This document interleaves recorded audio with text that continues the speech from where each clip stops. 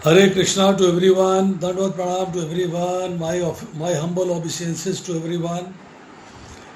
भगवद गीता अध्याय संख्या 1 श्लोक संख्या 1 से आगे तक देखते हैं कहाँ तक करते हैं। टाइम कम है आज। आई एम वेरी सॉरी, 3:30 का प्रोग्राम आज लेट शुरू हो रहा है क्योंकि इन्फॉर्मेशन नहीं मिला बाई चांस, तो थोड़ा डिले हो गया। But anyway, it is better late than never. देर आया दुरुस्त आया, कोई बात नहीं। तो पहला श्लोक पढ़ता हूँ। धृतराष्ट्र उवाच धर्मक्षेत्रे कुरुक्षेत्रे संवेतायुत्सवः मामकाः पांडवाश्चैव किम कुर्वत् संजय। इसके अनुवाद में शिल प्रभुपाद लिखते हैं, धृतराष्ट्र ने कहा, हे संजय, धर्म भूमि कुरुक्षेत्र में युद्ध की इच्छा से एकत्र हुए मेरे तथा पांडु के पुत्रों ने क्या किया। मेरे तथा पांडु के पुत्रों ने क्या किया, ये ऐसा क्यों कहा गया है, इसकी एक्सप्लेनेशन प्रभुपाद जी परपट में बड़े सुंदर तरीके से करते हैं। उसको समझने का प्रयास करेंगे।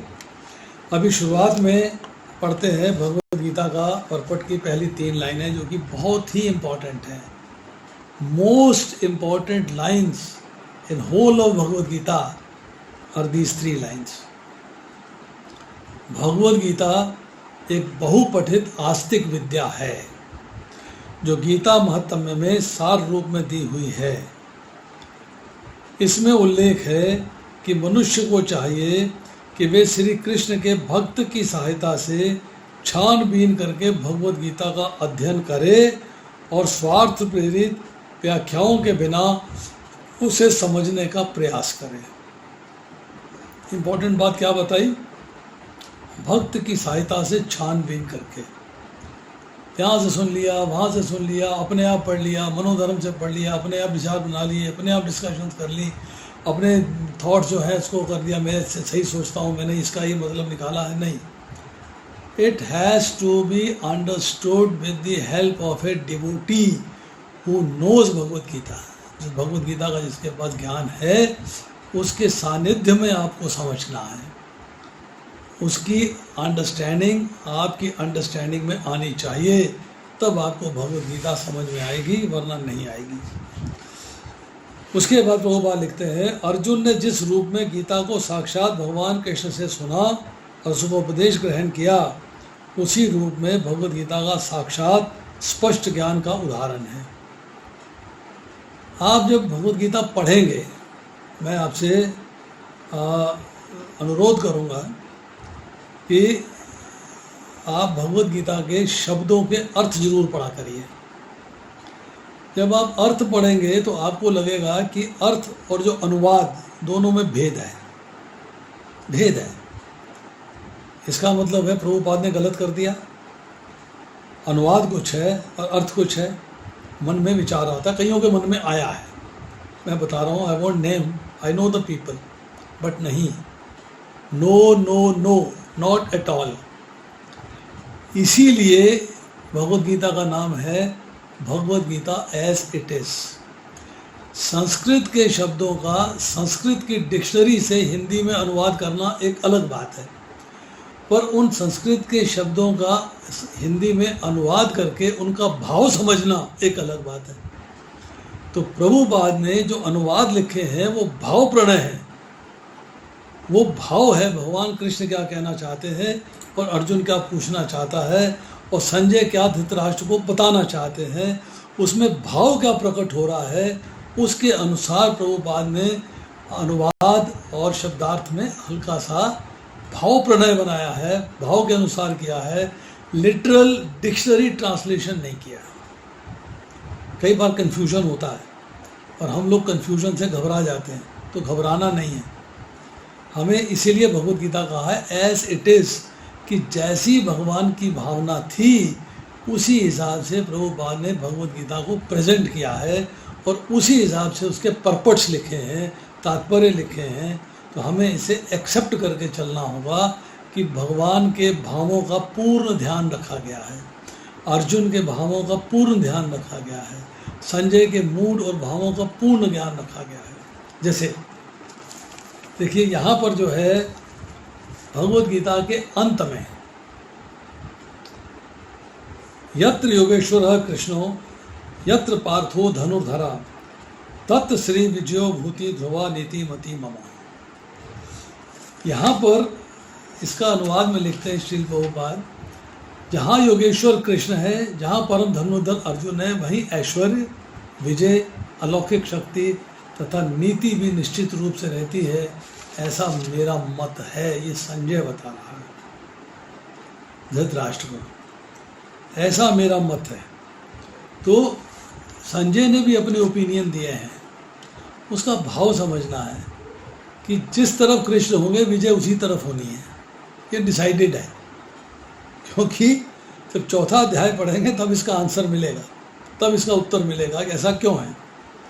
अभी इतना ही समझ लेना जरूरी है कि Bhagavad Gita as it is means भगवान के भावों को डिस्क्राइब किया गया है प्रभुपाद के परपट्स के द्वारा। अब किसी ने प्रश्न किया प्रभुपाद से कि आप जो है परपट लिखे हो, इस तरह लिखे हो, आपने कैसे लिख लिया, कैसे विचार कर लिया, कैसे थोड़ा डिफरेंट है शब्दार्थों से, कैसे जो है जो सिनोनिम्स हैं, शब्द के अर्थ हैं, उनसे थोड़ा डिफरेंट है, ऐसा क्यों है। तो प्रभुपाद ने उत्तर दिया कि ऐसा इसलिए है कि मैंने नहीं लिखे। बोले आप ही तो लिख रहे हो, आप ही ने डिक्टेट किया है, उसको हमने कॉपी डाउन किया है, डिक्टेट को हमने ट्रांसक्रिप्ट किया है, या आपने लिखा है यहाँ पर तो मैं हमने उसी को कॉपी डाउन किया है। आप कैसे कहते हो मैंने नहीं लिखे, आप ही के लिखे हुए हैं ये। तो प्रभुपाद कहते हैं नहीं, these are not my words, ये मेरे मुख से भगवान ने स्वयं कहलवाए हैं। लिखने के बाद मुझे याद नहीं रहता कि मैंने क्या लिखा है, क्योंकि मैंने क्या लिखा ही नहीं, I have not written that. जब मैं लिखने के लिए बैठता हूँ, जब मैं ओम अज्ञान तिमिरंधस्य कर लेता हूँ, भगवान मेरे गुरु हैं, वो मुझे बताते हैं। एक चैत्य गुरु हृदय में विराजमान है, वो ऑफकोर्स मेरे गुरु हैं भक्ति सिद्धांत महाराज, एग्रीड, पर जो भगवान है वो चैत्य गुरु हैं, मेरे हृदय में विराजमान हैं। वो जैसे जैसे प्रेरणा देते जाते हैं वैसे वैसे मैं लिखता चला जाता हूँ। तो जितने भी इसमें भाव प्रकट हुए हैं भगवान ने स्वयं प्रकट किए हैं, मैंने नहीं किए। इसलिए ये जो ट्रांसलेशन है, जो परपट्स हैं, ये भाव प्रणय है, मतलब कंसिस्टिंग ऑफ मूड एंड भावस ऑफ कृष्णा हिमसेल्फ। इसलिए ये पार्ट जो है भगवद गीता का मैंने थोड़ा डिटेल किया। कई बार हम जो है थोड़ा सा कंफ्यूज हो जाते हैं, समझ नहीं पाते हैं, तो इसको समझना जरूरी है। यदि उसी गुरु परंपरा से निजी स्वार्थ से प्रेरित हुए बिना किसी को भगवद गीता समझने का सौभाग्य प्राप्त हो तो समस्त वैदिक ज्ञान तथा विश्व के समस्त शास्त्रों के अध्ययन को मात कर देता है। पाठक को भगवद गीता में न केवल अन्य शास्त्रों की सारी बातें मिलेंगी, अपितु ऐसी भी बातें मिलेंगी जो अन्यत्र कहीं नहीं हैं। भगवद गीता का यही विशिष्ट मानदंड है। स्वयं भगवान कृष्ण के द्वारा साक्षात उच्चरित होने से ये पूर्ण आस्तिक विज्ञान है। अब मैं एग्जाम्पल देता हूँ आपको। I'll give you an example, very simple example to understand why this is पूर्ण आस्तिक विज्ञान। पुराणों में 1 करोड़ श्लोक थे, 1 करोड़, ओनली 1 करोड़ श्लोकास। आज के कलयुग के अंदर, प्रेजेंट सिनेरियो में, प्रेजेंट स्थिति के अंदर पुराणों में केवल 4 लाख श्लोक हैं। बाकी श्लोक सारे या तो दूसरे लोकों में हैं या डिसअपियर हो चुके हैं, गायब हो चुके हैं। 4 लाख श्लोक हैं। हम लोग सवेरे भागवतम क्लास करते हैं या शाम को भगवद गीता क्लास करते हो भी, इसके बाद होगी, तो कभी 1 श्लोक लेते हैं, कभी 2 श्लोक लेते हैं, दैट्स ऑल। मैक्सिमम टेम्पल्स में 1 श्लोक लिया जाता है। अगर हम 1 श्लोक करते हैं और सारे पुराण करना चाहते हैं, सारे पुराण, ऑल पुराणास, तो हमें चाहिए 4 लाख दिन, 4 लाख दिन चाहिए हमको। और अगर हम जो है 1 श्लोक रोज करते हैं सिर्फ भागवतम का, तो उसमें 18,000 श्लोक हैं, तो 18,000 दिन चाहिए। अब सोचिए, हमारी आयु मान लीजिए 100 बरस की मानते, जो आजकल है नहीं। 60 साल के बाद व्यक्ति जो है चलने की तैयारी कर लेता है, कोई 65 में, कोई 70 में, कोई 75 में। 75 तो बहुत कम लोग पहुंचते हैं, वरना 65-70 के बीच में बहुत लोग चले जाते हैं। मान लीजिए 100 बरस है, एक बरस में कितने दिन होते हैं? 365। तो 100 बरस में कितने हुए? 3,65,000। श्लोक हैं 4 लाख। दिन आपके पास हैं पैदा होने से लेके मरने तक 3,65,000। इसका मतलब है 35,000 श्लोकों का आज भी डेफिसिट है जो आप पढ़ नहीं पाएंगे। पर पढ़ने में एक शर्त है, कंडीशंस अप्लाई। येन केन प्रकरेण, आपको माँ के गर्भ से बाहर आते ही पहला श्लोक पढ़ लेना, क्योंकि 100 साल काउंट करी लाइफ हमने फर्स्ट डे से। 100 ईयर्स ऑफ लाइफ काउंट की है, फर्स्ट डे से काउंट कर रहे हैं। मतलब माँ के गर्भ से बाहर आने के बाद उहाँ उहाँ उहाँ रोना नहीं है, पहला श्लोक पढ़ लेना है। अगले दिन दूसरा, फिर तीसरा, फिर चौथा। और जब आपके पास आंखें नहीं रहेंगी, दिखेगा नहीं ठीक से, बोला नहीं जाएगा ठीक से, सुनाई नहीं देगा ठीक से, बैठा नहीं जाएगा ठीक से, जब आप बेड रिडन हो जाओगे तब भी आपको रोज़ का एक श्लोक पढ़ना है। जीवन की अंतिम सांस तक पॉसिबल नहीं है, आप श्लोक ख़त्म नहीं कर सकते। This is not possible. हम लोग टेम्पल्स में जाते हैं, 18,000 श्लोकों का भागवतम है, चल रहा है। मुझे याद है, मैं जब पंजाबी बाग टेम्पल में मैंने भागवतम देनी शुरू करी, सन 97-98 की बात है शायद, तब दूसरा स्कंद चल रहा था। बीच में फेस्टिवल्स भी आते हैं, चैतन्य चरितामृत भी होती है, और महाराज के लेक्चर्स भी होते हैं, उसमें श्लोक कंटिन्यूएशन में नहीं चलते हैं। आज 10वां स्कंद चल रहा है। कितने साल हो गए? 20 साल। व्यक्ति जो है कितने साल जी पाएगा, रोज जा पाएगा कि नहीं जा पाएगा, it is very difficult, it is practically not possible. जितना सुन लें उतना अच्छा, बस ज़्यादा का लालच ना करें, क्योंकि हो नहीं पाएगा, आपसे लालच करने का फ़ायदा नहीं है। बट भगवान बड़े स्मार्ट हैं, इज़ वेरी स्मार्ट। हम लोगों में स्मार्टनेस भगवान की स्मार्टनेस का एक अंश है। हम स्मार्ट हैं तो भगवान अति स्मार्ट है। हम अनु हैं, भगवान विभु हैं, उनकी स्मार्टनेस भी विभु है। उन्होंने कहा कि इस कलयुग के अंदर जीव जो है ज़्यादा तो कर नहीं पाएगा, और ज़्यादा पढ़ नहीं पाएगा, और ज़्यादा सुन नहीं पाएगा। सारे पुराण ही नहीं पढ़ जाएगा तो वेदों की तो बात छोड़ दो, उपनिषदों की बात छोड़ दो। वेदों में जो है ऐसे ऐसे श्लोक हैं जिसमें एक शब्द से लेके 59 शब्दों तक का श्लोक है, 59 वर्ड्स। आप पढ़ ही नहीं सकते, इतने वेद हैं। 4 वेद हैं, हर वेद के फिर उपवेद हैं, फिर वेदांग हैं, फिर आपकी स्मृतियाँ हैं, फिर आपके उपवेद हैं, मतलब उपनिषद हैं आपके पास, वेदांत है, हर वेद के अंदर ब्राह्मण है, संहिता है, आरण्यक है, वेदांत है। इतने डिटेल्स हैं, आप नहीं पढ़ पाओगे, आप पगला जाओगे। अब भगवान ने क्या स्मार्टनेस दिखाई? भगवान ने कहा इस कलयुग में जीव जो है भ्रमित रहेगा, उसके भ्रम को दूर करने के लिए मेरे पास एक उपाय है। क्या उपाय है? भगवद गीता।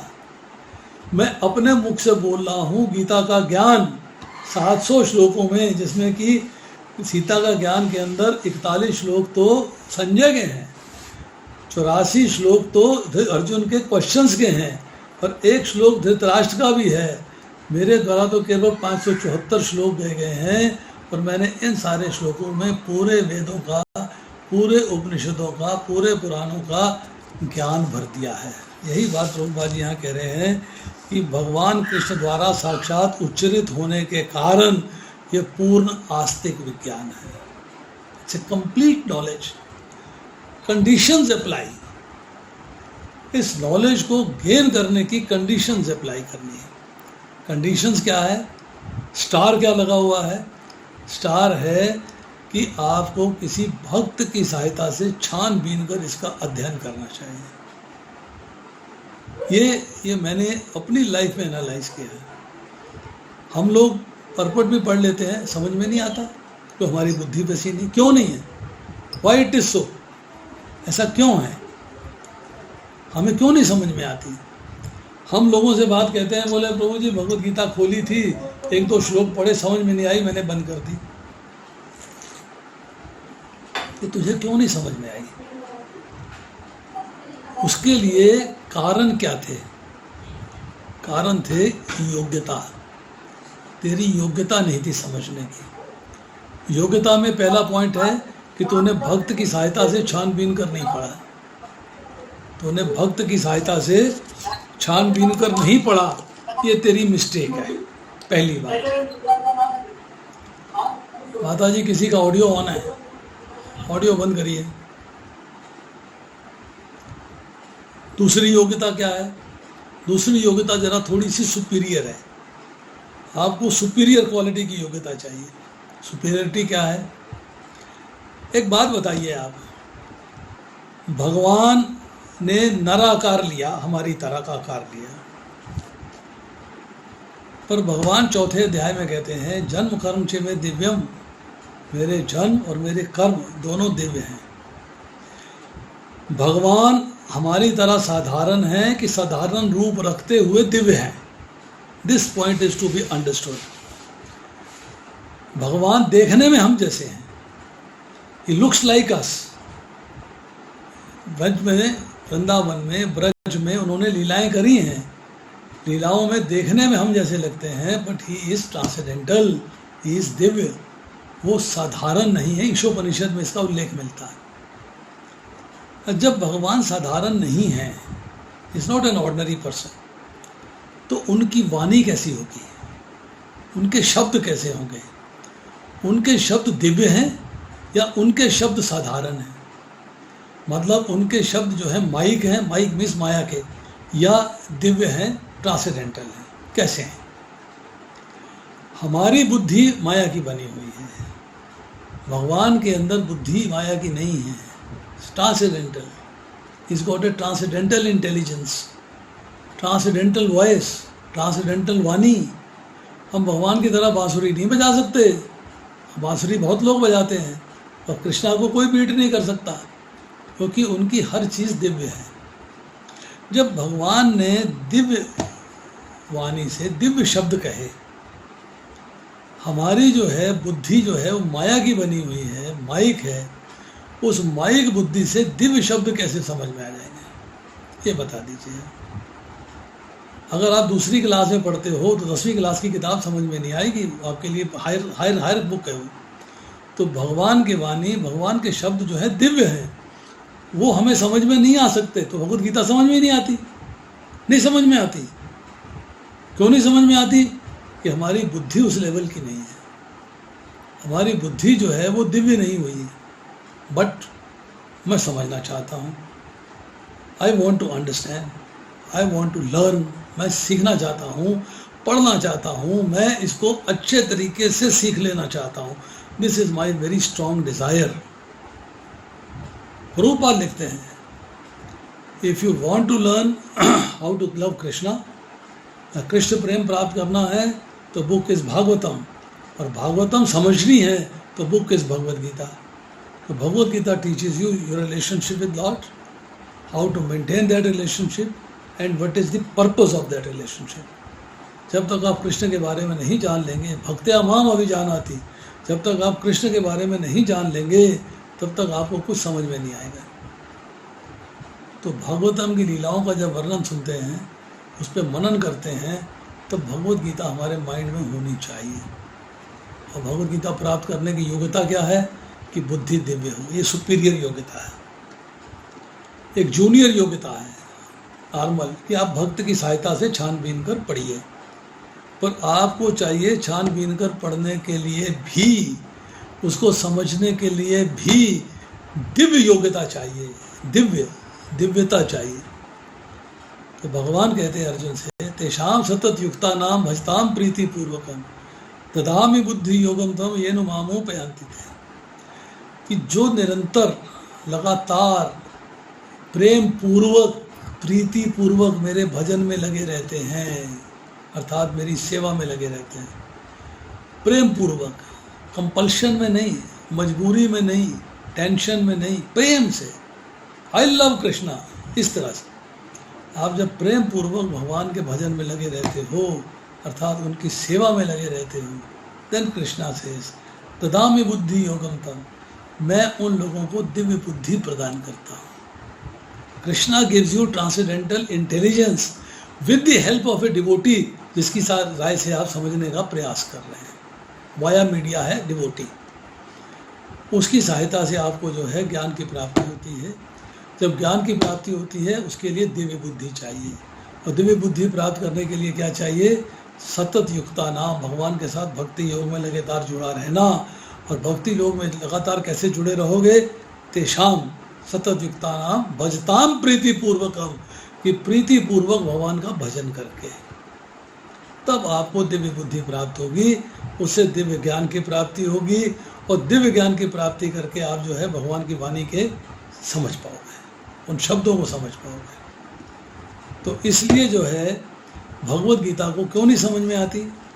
हमें पर्पट्स भी नहीं समझ में आते। We are not able to understand purports also, because purport भी तो भगवान की वाणी को ही आगे मॉडिफाई किया हुआ है ना, और भगवान ने स्वयं कराया प्रभुपाद से, तो वो भी भगवान की वाणी है, प्रभुपाद की वाणी नहीं है, भगवान की वाणी है वो। प्रभुपाद तो माध्यम बन गए लिखने के लिए। तो इसलिए उसको समझने के लिए भी भगवान के साथ निरंतर जुड़े रहना और भगवान की निरंतर लगातार प्रेम पूर्वक सेवा करना इज वेरी एसेंशियल। नाउ इसके बाद आती है धर्म क्षेत्र शब्द सार्थक है, क्योंकि कुरुक्षेत्र के युद्ध स्थल में अर्जुन के पक्ष में श्री भगवान स्वयं उपस्थित थे। कुरुओं के पिता धृतराष्ट्र अपने पुत्रों की विजय की संभावना के विषय में अत्यधिक संदिग्ध था, अतः ऐसी संदेह के कारण उसने अपने सचिव से पूछा कि उन्होंने क्या किया। नाउ इसके बाद बोलते हैं कि ये इस युद्ध को तीर्थस्थल के रूप में वर्णन हुआ कुरुक्षेत्र का, वहाँ लड़ा जाना था, जिसमें वेदों में स्वर्ग के निवासियों के लिए भी तीर्थस्थल के रूप में वर्णन हुआ है। अब धृतराष्ट्र भयभीत है, इसकी चर्चा भी करते हैं। धृतराष्ट्र को डर है। धृतराष्ट्र को क्या डर है कि देखिए, मैं करंट सिनेरियो का एग्जांपल देता हूँ। हम भक्तों से पूछते हैं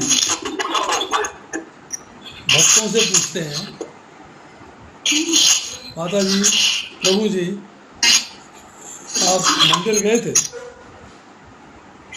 बोले हाँ जी, मैं मंदिर गया था। फिर हम पूछते हैं आप वृंदावन गए थे? बोले हाँ जी, वृंदावन भी गए थे। क्या फ़ायदा हुआ? फ़ायदा हुआ? प्रभु जी दर्शन हो गए, प्रसाद मिल गया, कीर्तन सुन लिया, मज़ा आ गया, वेरी गुड। और प्रभु जी बैटरी चार्ज हो गई मतलब बदलाव आ गया जीवन में, बैटरी चार्ज हो गई। जो बैटरी जो है हफ्ते 10 दिन 15 दिन महीने के अंदर डाउन हो गई थी, थोड़ा भक्ति में वो मज़ा नहीं आ रहा था, वहाँ जाने के बाद, भक्तों के दर्शन करने के बाद, भगवान के दर्शन करने के बाद, कीर्तन सुनने के बाद और कथा सुनने के बाद बैटरी चार्ज हो गई है। यहाँ भी बैटरी चार्ज होगी। डर है किसको? धृतराष्ट्र को, कि तीर्थ स्थल है, ऐसा ना हो वहाँ पे जो है मेरे पुत्रों के मन में कुछ ऐसा भाव आ जाए कि समझौता कर लें। समझौता कर लेंगे तो फिर मेरे पुत्रों का राज्य जो है निष्कंटक नहीं रहेगा। मैं तो पांडवों का अंत चाहता हूँ, पांडव समाप्त हों तो मेरे पुत्र जो है निष्कंटक हो जाएं। नहीं पांडव समाप्त होंगे तो राज्य तो भोगेंगे मेरे पुत्र, पर सकंटक होगा, मतलब कांटा नहीं निकलेगा। तो यहाँ पर जो है चाहता है कि भाइयों में कोई समझौता नहीं होना चाहिए। अब हम बात करते हैं इसी कुरुक्षेत्र की। महाभारत के वन पर्व में और शल्य पर्व में चर्चा आती है कि सरस्वती नदी के दक्षिण भाग और दृष्टद्युति नदी के उत्तर भाग के बीच में 5 योजन गुना 5 योजन का क्षेत्र है। 1 योजन में 8 मील होते हैं। 8 मील से 40 मील और 40 मील आज की डेट में निकालेंगे तो 64 किलोमीटर और 64 किलोमीटर का एरिया है जहाँ पर कि युद्ध होना है। अब इसको बोला गया है कि ये तीर्थ स्थल है, कुरुओं का क्षेत्र है। क्यों बोला गया है? मैंने पिछली बार भी बोला था, मैं आज भी बताता हूँ। यदुन कुरुक्षेत्रम देवानां देवयजनम सर्वेषां भूतानां ब्रह्म सदनम।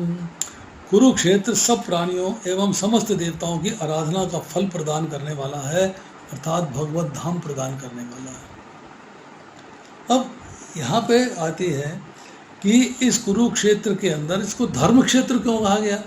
कुरुक्षेत्र तक तो बात ठीक है, धर्म क्षेत्र क्यों कहा गया?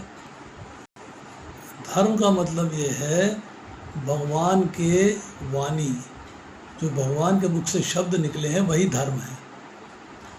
धर्म की परिभाषा भी आती है, धर्म तो साक्षात भगवत प्रणीतम। धर्म होता है साक्षात भगवान का प्रेम प्राप्त करना। तो इस जगह पर इंद्र ने, अग्नि ने, ब्रह्मा ने, कुरुओं ने भगवान का प्रेम प्राप्त किया है, इसलिए इसको धर्म क्षेत्र कहा गया है और कुरुक्षेत्र कहा गया है। अब प्रभुपाद जी इसके बाद लिखते हैं कि धृतराष्ट्र अत्यंत भयभीत था कि पवित्र स्थल के युद्ध का परिणाम पर न जाने कैसा प्रभाव पड़े। उसे भली भांति ज्ञात था कि इसका प्रभाव अर्जुन तथा पांडवों के पुत्र पर अत्यंत अनुकूल पड़ेगा, क्योंकि वे सभी स्वभाव से पुण्यात्मा हैं। अब पांडव तथा धृतराष्ट्र के पुत्र दोनों एक ही वंश से संबंधित हैं, कुरुवंश। कभी जब डिटेल्स की बात होगी तो कुरुवंश की चर्चा करेंगे।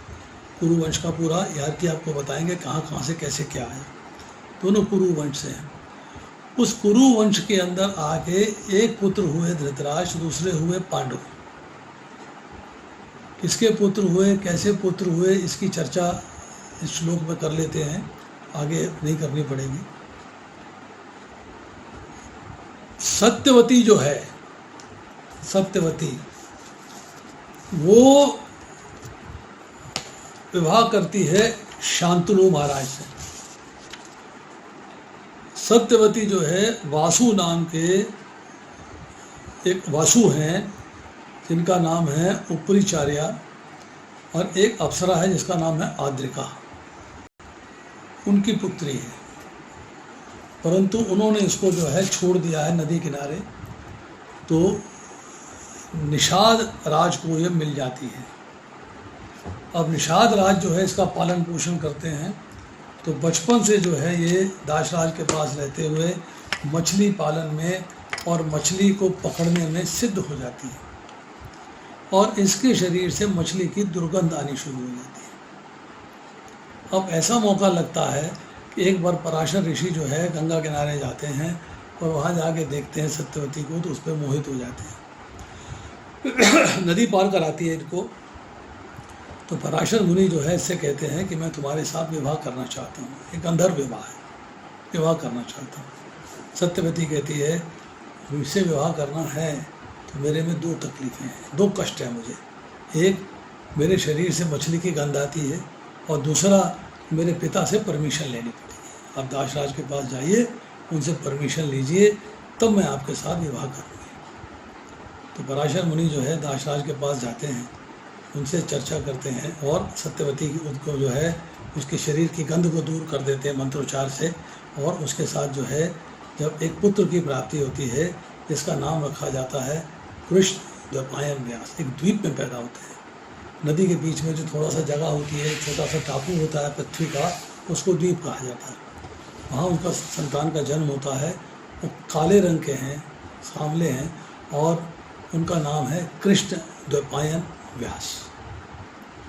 अब सत्यवती जो है फिर आ गई, रह रही है। महाराजा शांतनु जो है वहाँ से निकलते हैं, जो कि कुरुवंश के अधिपति हैं। महाराजा शांतनु देखते हैं कि मुझे ये लड़की पसंद है, मैं इससे विवाह करना चाहता हूँ। फिर उनसे कहती है विवाह होगा तरीके से, अब गंधर्व विवाह नहीं होगा, विवाह तरीके से होगा। मेरे पिता के पास जाइए, दाशराज से जाके परमिशन लीजिए और विवाह हो जाएगा। तो राजा शांतनु जो है दाशराज के पास जाते हैं, उनसे कहते हैं कि मैं आपकी पुत्री से विवाह करना चाहता हूँ। बोले मेरे विवाह के लिए दो कंडीशन हैं। पहली कंडीशन ये है कि इसके औरत से जो पुत्र होगा, इसके औरत से जो पुत्र होगा वही राज्य का स्वामी होगा। बोले ठीक है, एग्रीड, और ये राजमहल में राजमहिषी की तरह रहेगी। बोले एग्रीड, ठीक है। अब शांतनु वापस आते हैं तो टेंशन में हो जाते हैं, क्योंकि उनका बड़ा पुत्र है गंगा से, जिसका नाम है देवव्रत। तो राज्य तो देवव्रत को मिलना है, तो उसके जो पुत्र होंगे वो जो है राज्य के स्वामी कैसे हो जाएंगे। तो वो चिंतित हैं, अपने शोक भवन में लेटे हुए हैं। तो भीष्म जो है, जो देवव्रत है, वो आते हैं और देखते हैं पिता जो है महल में उपस्थित नहीं है, किसी कोने में हैं, शोक भवन में है। तो जाके उनसे पूछते हैं, सारी स्टोरी का पता लगता है। और स्टोरी का पता लगने के बाद वो दाशराज के पास आते हैं, उनसे उनकी पुत्री का हाथ अपने पिता के लिए मांगते हैं। वही 2 शर्तें बता देता है कि मेरी पुत्री जो है वो राजमहिषी बनेगी, नंबर 1, और नंबर 2 उसके औरत से जो पुत्र होगा वही राज्य का वारिस होगा। तो भीष्म कहते हैं एक्सेप्टेड, मैं प्रण लेता हूँ कि मैं हमेशा कौरव राज्य का दास बन के रहूँगा, उसकी रक्षा करूँगा, स्वामित्व कभी नहीं शो करूँगा। फिर दाशराज कहता है यहाँ तक तो बात ठीक है, पर जब तुम विवाह करोगे तुम्हारी संतान होगी और वो अगर जो है राज्य मांगेगी तो, क्योंकि विश्वा मुनि के पास कैकसी ने यही खेल खेला था कि कुबेर के पास लंका थी, उसने कहा मेरे पुत्र हो जाएंगे तो कुबेर से लंका का हिस्सा मांग लेंगे। तो ये त्रेता युग की बात है। तो भीष्म ने, देवव्रत ने प्रतिज्ञा करी कि मैं आजीवन अविवाहित रहूँगा। ये दोनों प्रतिज्ञाएं बड़ी कठोर थी, और कठोर को संस्कृत में कहते हैं भीष्म, इसलिए उनका नाम जो है भीष्म पड़ा। सत्यवती आ जाती है। सत्यवती आने के बाद 2 संतान होती है, विचित्रवीर है, एक चित्रांगद है। चित्रांगद जब बड़ा होता है तो चित्रांगद नामक एक गंधर्व से युद्ध करते हुए मारा जाता है। विचित्रवीर है, यंग मैन है, 17-18 वर्ष की उम्र है, परंतु भोग विलास में इतना रत है कि शादी करके किसी स्वयंवर के अंदर लड़की को जीत के नहीं ला सकता। अब सत्यवती जो है भीष्म से कहती है, काशी राज की 3 कन्याओं का विवाह हो रहा है, स्वयंवर हो रहा है, तुम जाओ और उनको लाके मेरे पुत्र का विवाह करा दो। भीष्म जाते हैं, 3 कन्याओं का हाल लेके आते हैं। एक अम्बा है, एक अंबिका है, एक अम्बालिका है। अम्बा से कहते हैं, अम्बा कहती है कि मैंने शाल्वराज को वर रखा है, मेरे वर वो हैं, मैं उनसे शादी करूंगी, आप मुझे ले आए हो, मुझे शाल्वराज के पास भिजवा दीजिए। तो भीष्म उन्हें शाल्वरेश के पास भिजवा देते हैं। शाल्वरेश रिफ्यूज़ कर देते हैं, सॉरी नॉट एक्सेप्टेबल, तुम हरी जा चुकी हो, तुम भीष्म के पास जाओ, उनसे विवाह करो। अम्बा वापस आ जाती है, भीम से प्रार्थना करती है, रिक्वेस्ट करती है, विरोध करती है। भीष्म नहीं मानते, मैंने प्रण लिया हुआ है, मैं विवाह नहीं करूँगा। तो वो जाती है फिर उनके गुरु परशुराम के पास। फिर परशुराम और भीष्म का युद्ध होता है। युद्ध को आगे जो है देखते हैं, बात नहीं बन रही है। अल्टीमेटली अम्बा जो है शिव जी की तपस्या करती है, और शिव जी से जो है तपस्या के बाद उसको वर की प्राप्ति होती है कि वो जो है भीष्म का वध करने में सक्षम होगी, और शिखंडिनी बन के जन्म लेती है। बाद में शिखंडी बन जाती है, एक अलग स्टोरी है, उसकी चर्चा भी करेंगे बाद में। अब रहेगी अंबिका और अम्बालिका। अम्बालिका को संतान देने से पहले ही विचित्रवीर की मृत्यु हो जाती है।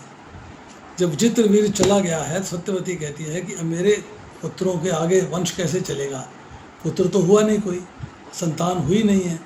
तो फिर भीष्म से रिक्वेस्ट करती है कि तुम जो है, मैं अपना वचन तोड़ने को बोल रही हूँ, तुमने जो वचन दिया था, मैं चाहती हूँ तुम उसे ब्रेक करो, और तुम इनसे नियोग करके, नियोग का मतलब होता है जब पति संतान देने में असमर्थ हो तो रजामंदी के साथ, घर वालों की रजामंदी के साथ दूसरे पुरुष से संतान प्राप्त की जा सकती है उसी वार में।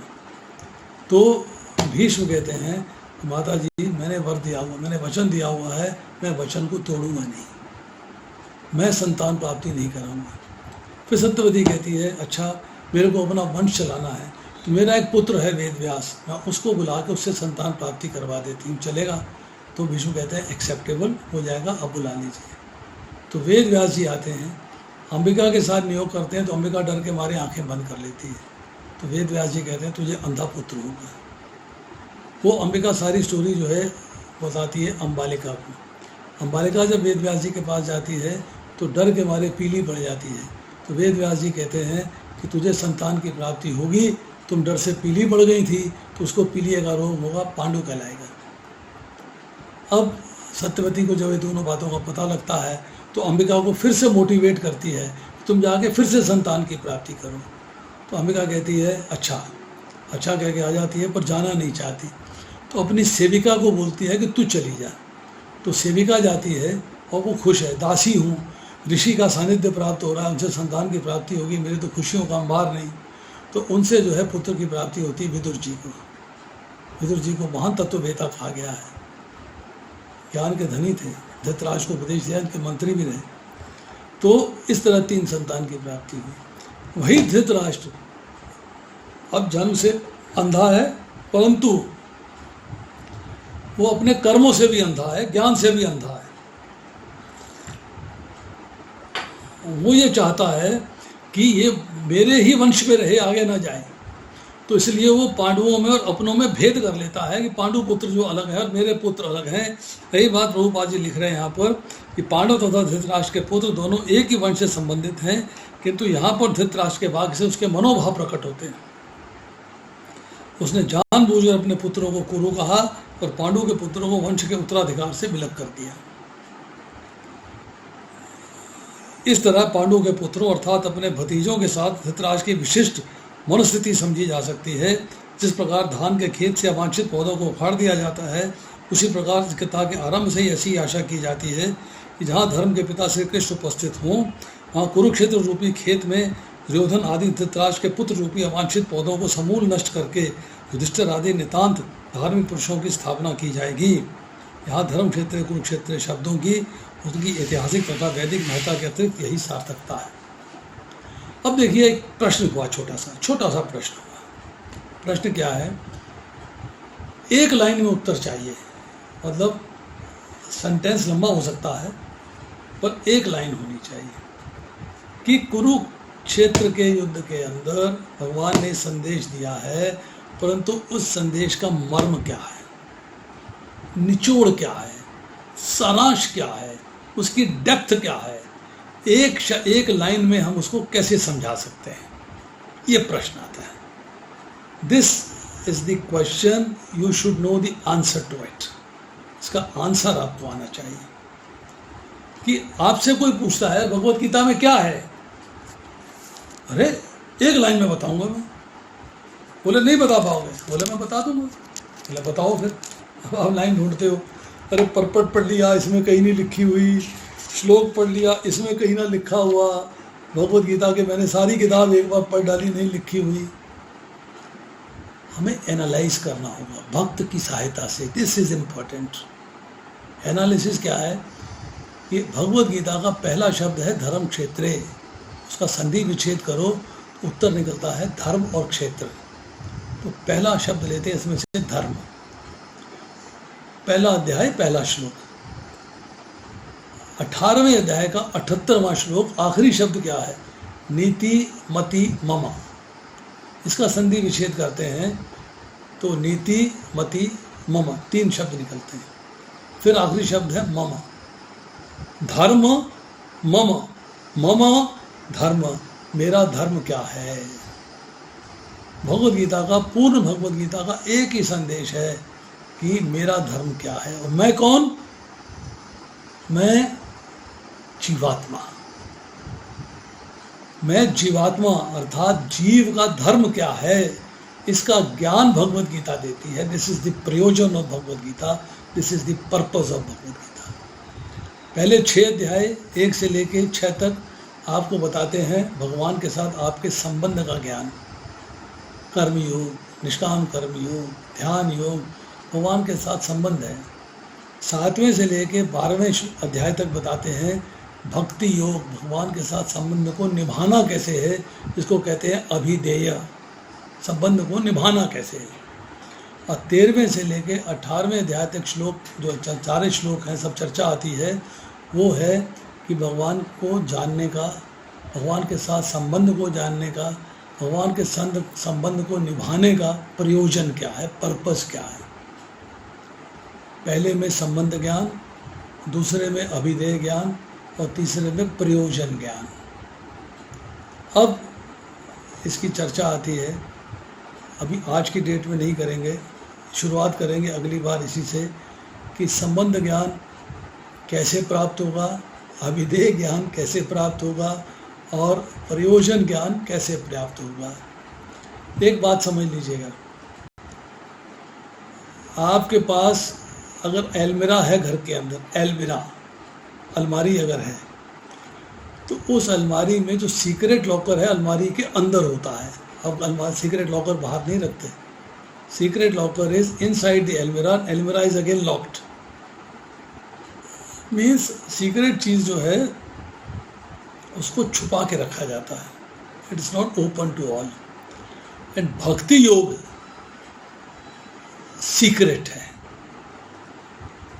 होना ये चाहिए था कि भगवान ने जो ज्ञान पहले 6 अध्यायों में दिया है, उसके बाद 13वें और 18वें अध्याय को ज्ञान देते, जिससे कि 12 अध्याय तक हो जाता, और जो 7 से लेके 12 अध्याय तक ज्ञान दिया है उसको 13 से 18वें अध्याय में कहते कि बाद में संबंध निभाना कैसे, ये बात हो जाती है। बट नहीं, इट इज़ नॉट दैट। सीप के 2 अंश होते हैं, बीच में मोती होता है।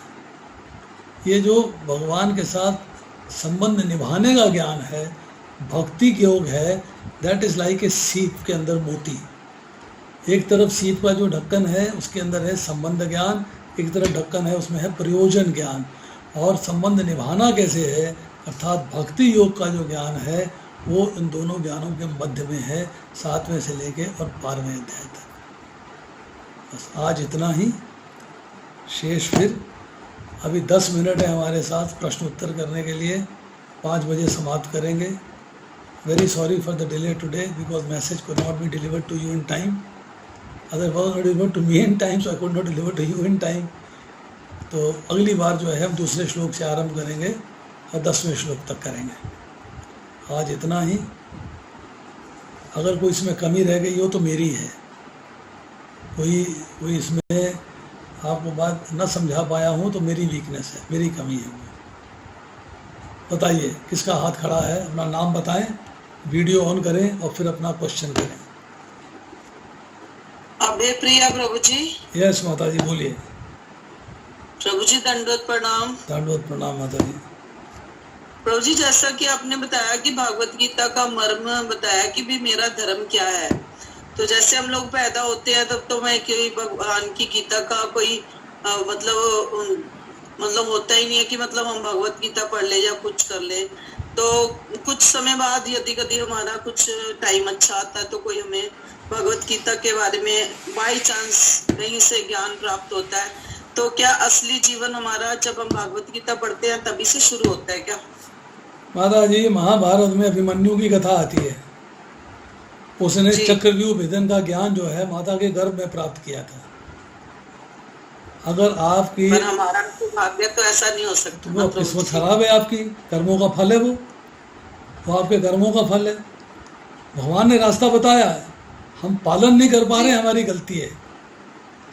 अगर माता जो है वो जब प्रेग्नेंट है तब वो भगवत गीता पढ़ती है और कृष्णा बुक पढ़ती है, 10th कैंटो, भगवान की लीलाओं का वर्णन सुनती है, वर्णन पढ़ती है, तो डेफिनेटली उसका बच्चे पे असर होता है, बच्चे का असर होता है। क्योंकि अभिमन्यु के सानिध्य से, माध्यम से हमें ये ज्ञान प्राप्त होता है। हम समझ नहीं पाते, हमारी मिस्टेक है। और कोई सेकंड हाथ किसका रेस था?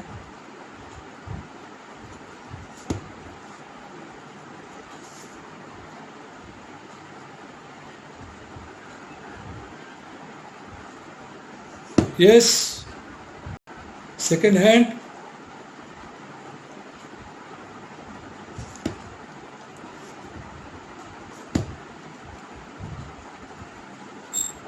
हरे कृष्ण प्रभु जी, मैं पुरुषोत्तम सारूप सिंह बोल रहा हूं। यस प्रभु।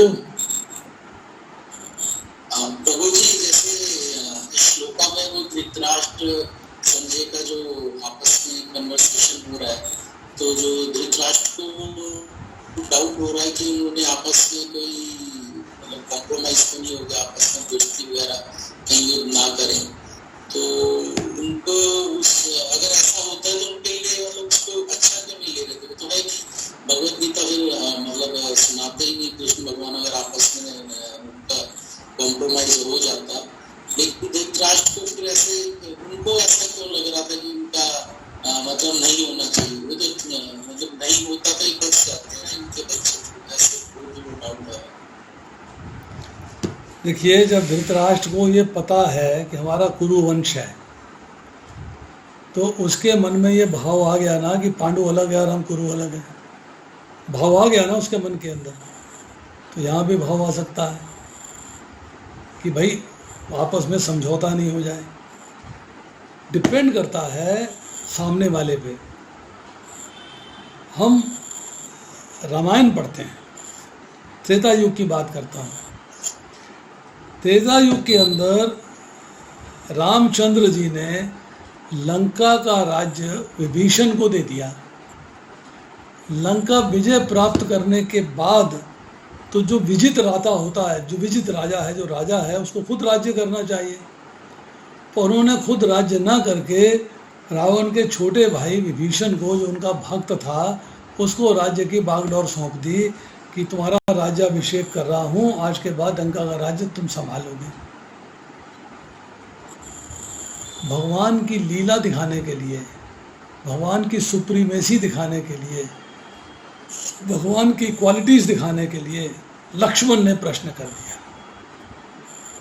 लक्ष्मण कहता है अपने भाई से, भैया लंका में विजय प्राप्त हो रही है, अभी हम युद्ध हुआ नहीं है, हो रही है मतलब हो जाएगी, आप जीत लेंगे लंका को। और आपने लंका को जीतने के बाद खुद उसके ऊपर जो है राज सिंहासन पर न बैठ के, अपने राज्य में सम्मिलित न करके, आपने जो है लंका का राज्य जो है विभीषण को दे दिया। राम जी कहते हैं बिल्कुल ठीक बात है, आप डन इट, कर दिया मैंने।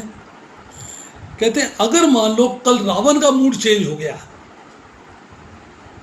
कल रावण का मूड चेंज हो गया और उसे अपनी गलती समझ में आ गई कि मैंने सीता हरण करके गलत कार्य कर दिया है, और वो सीता जी को लेकर आपके पास लौट के वापस आ गया और आपसे क्षमा याचना कर ली और सीता जी आपको दे दी, तो आप उसको क्या देंगे? राज्य तो आप विभीषण को दे चुके हैं, राज्य तो विभीषण को दे चुके हैं। अब रावण ने क्षमा मांग ली है, रावण ने सीता जी को लौटा दिया है, तो अब रावण को क्या देंगे? तो राम जी क्या कहते हैं, क्षमा याचना से बढ़ के कोई कार्य नहीं, वो क्षमा करने से बढ़ के भी कोई कार्य नहीं। मैं उसे क्षमा कर दूंगा और अयोध्या का राज उसे दे दूंगा। Can you imagine? भगवान कह रहे हैं कि अगर रावण क्षमा मांगने आ जाता है और मैं राज्य जो है लंका का विभीषण को दे चुका हूं, तो मैं अयोध्या का राज्य रावण को दे दूंगा।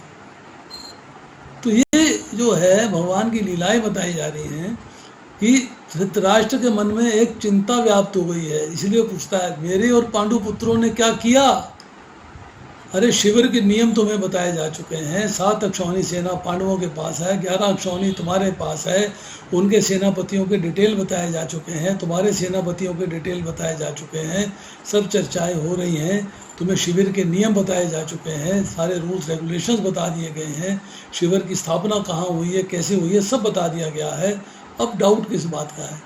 डाउट इसी बात का है कि भैया दोनों ये क्या क्या कर रहे हैं, क्या कर रहे हैं, ये नहीं पूछा, ये पूछा उन्होंने क्या किया। और ये कब पूछा है?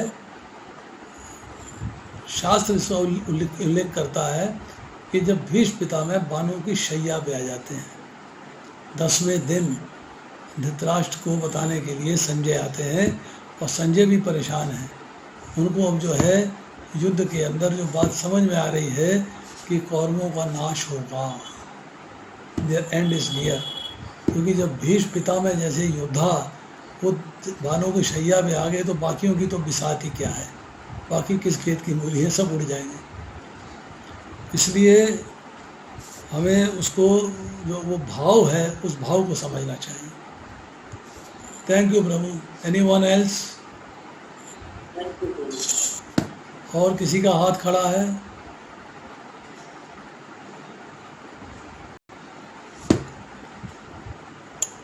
हरे कृष्ण प्रभु जी अभी तो कोई हैंड रेज है नहीं। कौन बोल रहा है माता जी? मैं प्रेम प्रिया प्रभु जी। बोलिए माता जी, बोलिए बोलिए, वेलकम। हरे बोल। तो प्रभु जी अभी तो कोई हैंड रेज है नहीं किसी का, आप पूछे ना किसी का हैंड रेज है तो इसलिए आंसर दिया मैंने। आज रात में मैं 8:30 बजे से लेके 9:30 बजे तक फिर जूम पे क्लास करूँगा। जूम का लिंक आ जाएगा, class is read Bhagavad Gita at home. उसका एक सेशन होगा, स्पेशल सेशन है, स्पेशल सेशन। जिनको पहले सेशन समझ में आ गए हैं वो रिवीजन के लिए आ सकते हैं। जिन्होंने पहले सेशन अभी समझने चाहते हैं दोबारा से वो भी आ सकते हैं, और जिन्होंने अभी तक नहीं सुने हैं वो भी आ सकते हैं। 8:30 to 9:30 आएगा। जूम के ऊपर सेशन का लिंक अलग होगा, आप वाला लिंक नहीं होगा। This will be a different link. I pass A message now. अगर आप चाहें तो अपने ग्रुप में पास कर सकती हैं। एनीबडी जिसने फर्स्ट डे सेशन नहीं सुना है या नहीं सुन पाया है या नहीं कर पाया है तो दे कैन कम एंड ज्वाइन। और जो पहले से गुड़गांव के लोग हैं, दिल्ली के लोग हैं, वो चाहेंगे तो रिवीजन के तौर पे आ सकते हैं। They can come and attend it. 8:30 to 9:30 I give a class on how to read Bhagavad Gita at home. Praveen Anand Prabhu का हाथ खड़ा है।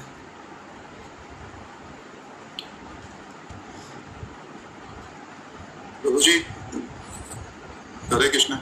यस प्रभु, वीडियो ऑन करिए अपना। एक हाँ जी प्रभु जी, हरे कृष्णा। यस प्रभु, हरे कृष्णा। मेरा एक ही सवाल है कि भगवद गीता में जैसे हमने ये कहा कि कृष्ण जी ने भगवद गीता को सुनाने के लिए महाभारत में ये पूरी रचना हुई है कि अर्जुन को उन्होंने भगवद गीता सुनाई है।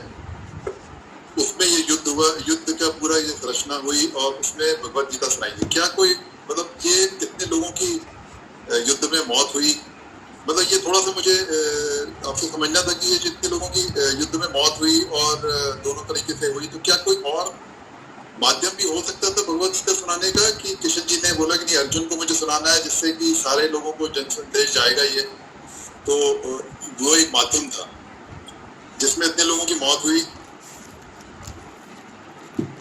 देखिए, जब हम दूसरा अध्याय पढ़ेंगे तब इसके बारे में चर्चा आएगी।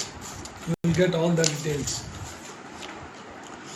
पहली बात यह है कि भगवद गीता का जो ज्ञान है that is not for everyone in that युद्ध क्षेत्र। युद्ध क्षेत्र में सबके लिए वो ज्ञान नहीं था, क्योंकि किसी ने सुना ही नहीं ज़्यादा।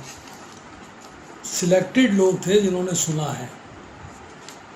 उनमें संजय है, अर्जुन है, पांडव हैं, भीष्म हैं, द्रोणाचार्य हैं। बहुत सिलेक्टेड से लोग हैं जिन्होंने ज्ञान सुना है, जिनको इस ज्ञान की प्राप्ति हुई है।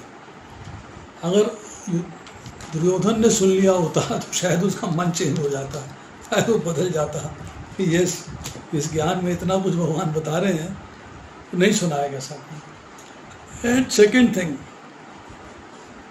इट वॉज सो फास्ट कि वही लोग समझ सकते थे जो भगवान के क्लोज थे। 45 मिनट्स पूरी भगवद गीता के 700 श्लोकों की चर्चा 45 मिनट में हो गई। तब परपट्स नहीं हुए थे डिस्कस, परपट्स नहीं थे। आज भी हम सिर्फ श्लोक थे, अनुवाद भी नहीं थे, सिर्फ श्लोक थे। आज भी अगर हम श्लोक पढ़ते हैं तो 3 घंटे लग जाते हैं। अगर कंटिन्यूअसली श्लोक पढ़ेंगे तो 3 घंटे 3.5 घंटे लग जाते हैं।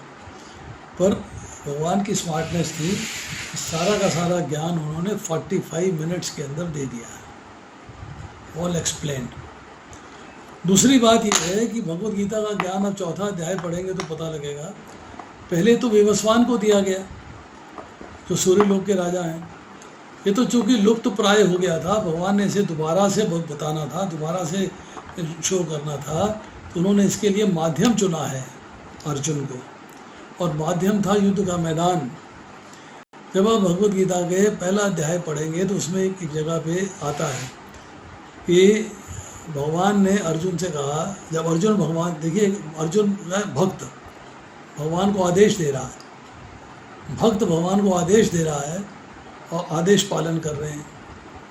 भगवान सारथी क्यों बने इसकी भी चर्चा करेंगे, आज तो समय नहीं है, समाप्त हो रहा है।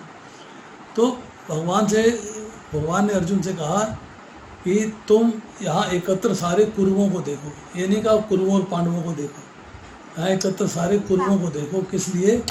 कि जो कुरु वंश के लोग हैं उनको भी देखो और जो तुम्हारे पांडु वंश के हैं उनको भी देखो, ताकि कौटुंबिक मोह जागृत हो जाए जब कौटुंबिक मोह जागृत हो जाएगा तो कन्फ्यूजन होगा, तब मैं उपदेश दूंगा, तब मैं इसे दोबारा से प्रकाशित करूंगा। वो गए उधर आज। कौन बोल रहा है? तो इसीलिए ये सारी चर्चा अभी आएंगी, जब भगवद गीता डिटेल में डिस्कस करेंगे श्लोक वाइज, तो आपको सारी चीज़ें बताई जाएंगी, बहुत सारा ज्ञान मिलेगा एंड यू विल रियलिश इट। आपको उसको एंजॉय करेंगे आप इस ज्ञान को। धन्यवाद प्रभु जी।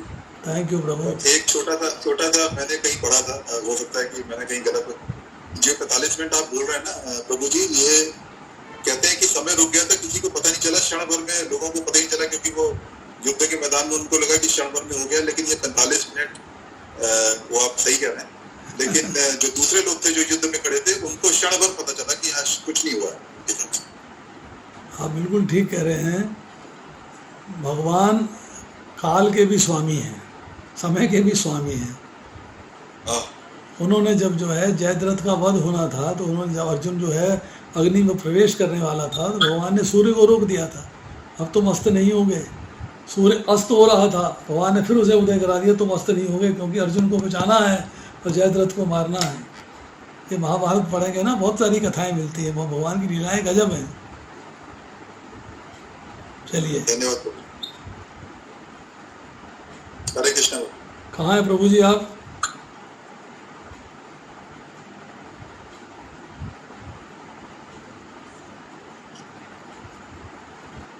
यस प्रवीण बाबू। हाँ जी। कहाँ पर हैं आप? मैं गुड़गांव। प्रभु जी हरे कृष्णा। हरे कृष्णा। मेरी आपसे बात हुई थी आनंद गुड़गांव से। हाँ जी। तो प्रवीण आनंद मेरे हस्बैंड है। कौन? अच्छा, आपके? मेरे हस्बैंड है। आपके हस्बैंड है, वेरी गुड। जी जी जी, गुड़गांव से आपको मैंने बात की थी ना मेरे आपसे कि एक ग्रुप है फॉर्म हुआ है, अपने आप ग्रुप फॉर्म हुआ है, आपकी जो लिंक भेजा, थोड़ा सा शायद लेट हो गया, हमारे को लिंक लेट पहुंचा। नहीं, आज मेरे को लिंक मैंने इसलिए लेट भेजा है क्योंकि मुझे लिंक नहीं मिला था। थोड़ा ये समस्या रही। Okay okay okay. वो बाई चांस जो है स्किप हो गया, तो मैंने भी सोचा था कि शायद आज लेक्चर नहीं होगा, परंतु मैंने दूसरा लेक्चर जो है सोचा था 5 बजे कर दूंगा, जो मैं वो रीड एट होम वाला कर रहा था। तो फिर मैं जब नीचे आया हूँ इस लेक्चर के लिए, फिर मैंने प्लान किया कि वो जो 5 से 6 मैंने लेक्चर करना था, how to read Bhagavad Gita at home, वो सेशन मैं अब रात को 8:30 से 9:30 करूँगा। ठीक है प्रभु जी, तो आप लिंक शेयर करिएगा जरूर। हम तो वेट ही कर रहे थे, आज भी वेट कर रहे थे कि आपका लिंक कब आएगा। ठीक है माता जी, so nice of you, so nice of you. Thank you thank you thank you Priyanka माता जी, thank you very much. 5 minute late हो गया, 5 मिनट लेट के लिए क्षमा प्रार्थी हूँ। नहीं प्रभु जी, आपने अपने हिसाब से कहा, that will be more good Prabhu ji. It's my fault, आज मेरी गलती है, मुझे क्षमा करिएगा प्रभु जी। हरे कृष्णा प्रभु जी। तो हम आज का सत्र यही समाप्त करें प्रभु।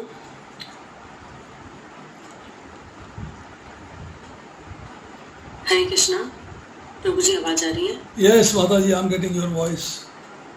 ओके, सो आज का सत्र को यही विराम दें प्रभु जी। कल क्लास नहीं होगी। जी प्रभु जी, आपने बताया था कल क्लास नहीं होगी। कल मुझे जाना है पानीपत लेक्चर देने के लिए। जी प्रभु जी। ये शांति प्रदा माता जी का हाथ खड़ा है।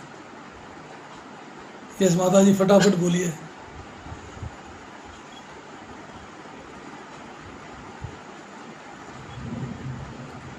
शांति प्रदा माता जी बोलिए। दंडवत प्रणाम प्रभु जी। यस माता जी बोलिए। एक छोटा सा प्रश्न है प्रभु जी। प्रभु जी, जैसे संजय आते हैं युद्ध भूमि से धृतराष्ट्र से मिलने, तो धृतराष्ट्र से पूछते हैं कि मेरे और पांडु के पुत्रों ने क्या किया। तो प्रभु जी, 10 दिन बीत चुके हैं और भीष्म पितामह जो उनके पहले सेनापति हैं वो बाणों की शैया पर चले गए, लेकिन उनके प्रश्न से ऐसा लगता है कि अभी तक धृतराष्ट्र को कुछ भी मालूम नहीं है कि युद्ध क्षेत्र में क्या हुआ। वो एकदम ब्लैंक दिखाई दे रहे और उन्होंने इसलिए इस प्रश्न से शुरुआत किया। कैसे हो सकता है प्रभु जी कि 10 दिन बीत जाएं ऐसा है और राजा को पता नहीं हो? हाँ, राजा को मालूम नहीं है। क्यों? कि युद्ध क्षेत्र में सारे के सारे लोग पहुंचे हुए हैं, कोई पीछे बचा ही नहीं। बूढ़े लोग बचे हैं, बच्चे बचे हैं या स्त्रियां बची हैं। दूसरी बात, इसमें दो वर्शन मिलते हैं। एक वर्शन ये कहता है कि धृतराष्ट्र ने जो दिव्य दृष्टि संजय को दिलवाई थी व्यासदेव जी से, उस दृष्टि में ये था कि वो उनके कमरे में बैठ के ही दृष्टि से सारा युद्ध देख सकता था और उनको सारी बातें ऑन द स्पॉट बताता रहता था। कुछ वैष्णवाचार्य कहते हैं कि अगर ये बता रहे थे रोज का रोज, तो क्या किया कहने का अर्थ नहीं बनता। वो तो रोज सुन रहे, is watching every day, is hearing every day, तो फिर ये सवाल ही नहीं पैदा होता कि वो पूछे जी क्या किया। इसलिए वो कह रहे हैं कि वो जो है युद्ध क्षेत्र में था संजय, वहाँ से 10 दिन के बाद वापस आके जो है उसने सारी चर्चाएं करी हैं। तो हम दोनों वर्शन को एक्सेप्ट कर लेते हैं, दोनों वर्शन ठीक है, चलो जी ठीक है। अपना किसी तरीके से धृतराष्ट्र को पता तो लगा, ऐसे पता लगा या वैसे पता लगा, क्या फ़र्क पड़ता है बस। इसलिए हम उस पर कोई ऑब्जेक्शन नहीं लगाते। Everything is okay, well done, done, finish. जी जी thank you. Hare Krishna Prabhu ji. Thank you माता जी, थैंक यू प्रभु जी। तो जी अभी तो और कोई हैंड रेज है नहीं और समय भी हो गया है, तो हम आज के सत्र को यही विराम देते हैं, क्योंकि एकदम भागवत सेवा का please please please carry on, please carry on, please carry on. Thank you so much Prabhu ji. वाञ्छाकल्पतरुभ्यश्च कृपा सिन्धुभ्येव च पतितानां पावनेभ्यो वैष्णवेभ्यो नमो नमः। वैष्णव वृंद की जय, श्रील प्रभुपाद की जय, हिज ग्रेस श्री कृष्ण हरिदास प्रभु जी की जय। हरि हरि बोल, हरे कृष्णा, दंडवत प्रणाम। आपसे भक्तों से विनती है कि हमारा भागवत क्लास अभी से 2 घंटे बाद शुरू होगा, मतलब इंडिया का टाइम 7:30 बजे और यूएस का टाइम 10 बजे मॉर्निंग का। तो आप सभी सेम टाइम सेम लिंक पे आए। बहुत बहुत धन्यवाद। हरि हरि बोल, हरे कृष्णा, दंडवत प्रणाम प्रभु जी। हरे कृष्णा। हरे कृष्णा माता जी, हरे कृष्णा।